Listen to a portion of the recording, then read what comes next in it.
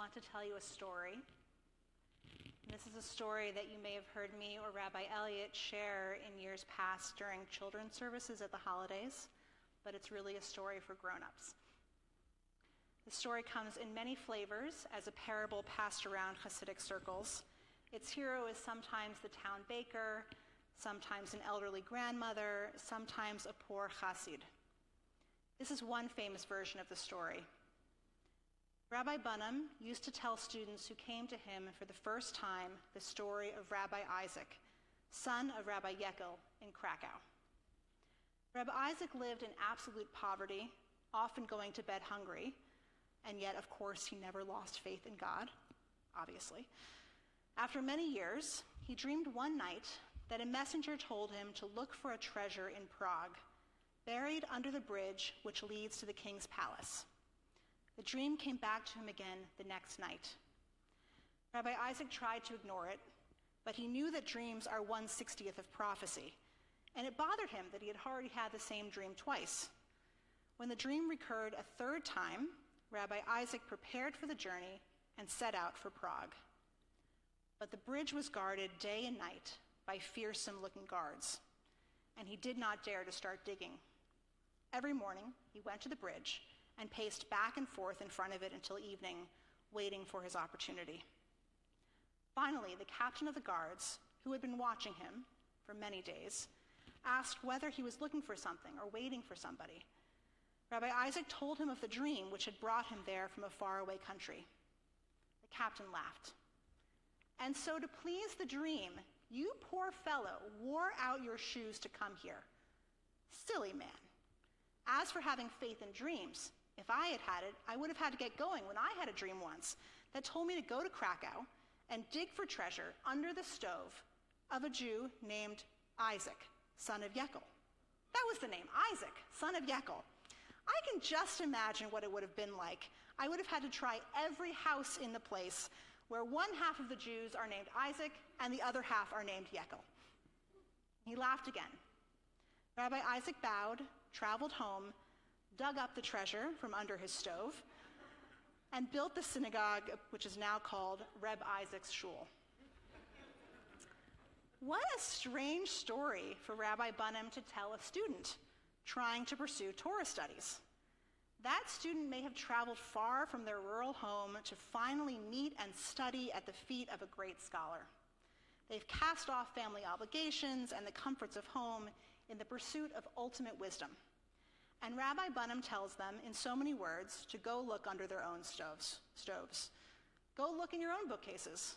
Why are you even here? Don't you know that the greatest wisdom is in your own kitchen? What, Rabbi Bunham is asking, are you running away from to come all the way here looking for a dream of buried treasure? More than usual, I am fantasizing about running away and moving to a deserted island. I wouldn't actually, because I like grocery stores and streaming TV and the public library too much, but maybe this is an impulse that you can relate to. I'm also spending time talking to a lot of people who are working on real escape plans, and those are far more serious. Reb Isaac was running away from the wisdom of his own life, but the more common story of Jewish history is one of escape, of fleeing, or just making the rational choice to leave when circumstances become impossible. Rabbi Bunham's story is a commentary on both of those impulses, the volitional running away and the forced flight.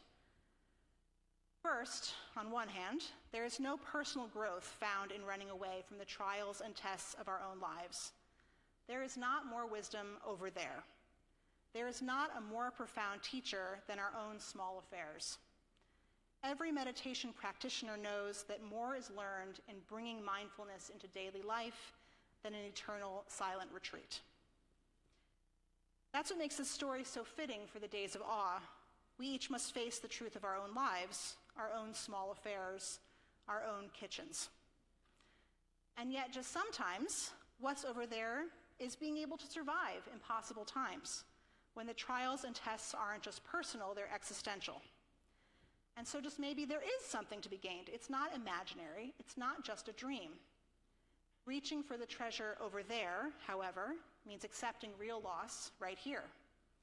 If you are already profoundly aware of the treasure under your stove, it's a lot harder to go digging for treasure in a brand new place with no assurance that you'll find it.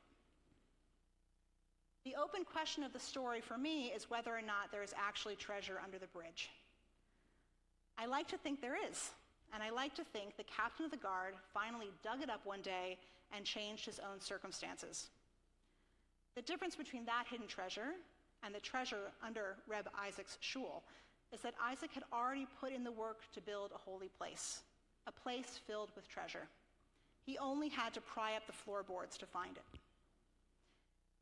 It's a unique privilege to be praying together in this space that has been heaped up with holy treasure over decades. To be opening the holidays in our own building, which Rabbi Elliott has had the opportunity to do, but I've never done before. There is treasure holding up the floors beneath our feet. There is treasure in the kitchen. There's treasure in the offices, in the classrooms, in the hallways, in every nook and cranny.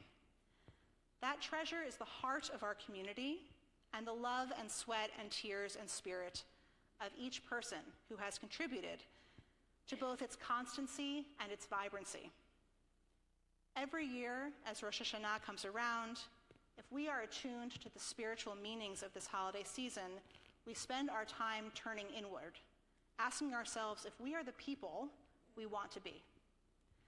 And there is holy treasure in turning inward, in examining our secret places where no one else can see, and finding that we are whole, we are holy, we are created in God's image, and we are capable of the change we seek.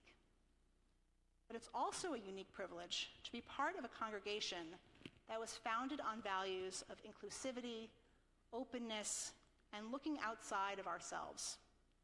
There is holy treasure holding up the streets of Montclair, the roads we might walk or drive to First Congregational Church tomorrow, or that we traveled to Central Presbyterian Church in years past, in order to create temporary sacred dwellings for B'nai Keshet, and for the wider community who choose to walk in our doors every year. There is indeed treasure over there, and treasure outside of ourselves. And likewise, there is holy treasure in turning toward our relationships, to all of the connections we might make with the world outside of ourselves.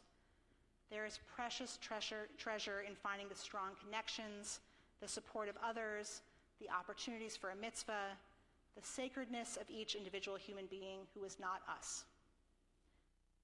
This year, our congregational theme is community, Kehillah, as you've heard. You'll be hearing about it more through rabbinic sermons, congregant varlets, and text study. But no matter what the congregational theme is, I'm always thinking at this time of year about what it means to be in community. How do we balance the needs of the many parts of our community and make them feel like a larger whole? How do we honor the work of all the committees within committees and individual lay people who pour their hearts and souls into sustaining this community? How do we speak to those who have made a commitment to be members of B'nai Keshet, and also speak directly to those who choose to become part of our community for these sacred days, these guests who add so much to our vibrant community each year? We can start by asking ourselves, what is the hidden treasure under our own floorboards right here? What is the joy and wholeness and sanctity that brings you here today, whether in this room or joining us online? I'll give you a moment to think about it. Why are you here?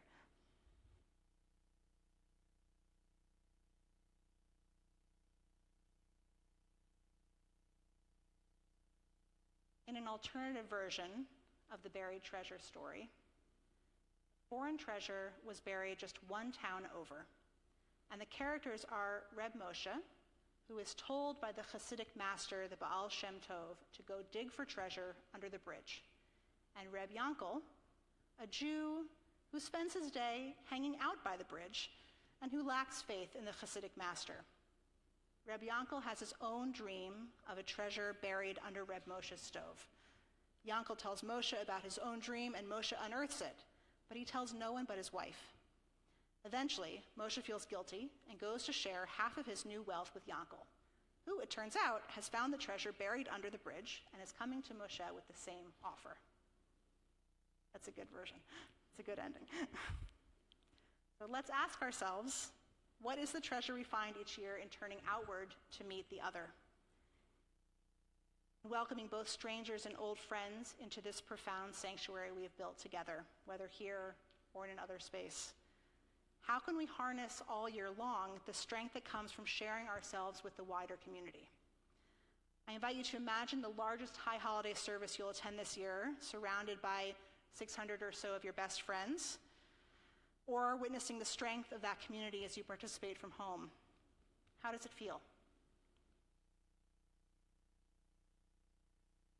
Let this be a year of looking both inward and outward, at our inner selves and at the holiness of our relationships, at the community we are building together brick by brick, and at the wider world which holds us up, strengthens us, and helps us find our unique purpose. May we each feel a deep sense of abiding communal strength all year long. Shana Tova.